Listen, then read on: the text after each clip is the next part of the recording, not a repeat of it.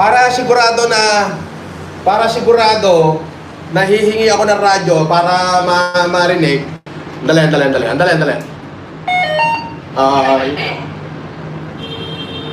Okay. So ayan, may radyo ko. Paliwanag ba dyan? Sila, boss. Monitor radyohan nyo ako kapag ka nakita nyo kahit yung kalbo pala, yung ulo pa lang na kalbo ni Budol Daking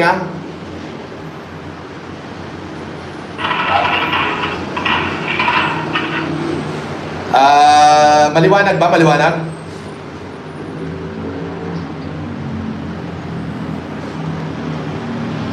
Maliwanag ba dyan sa baba? Maliwanag?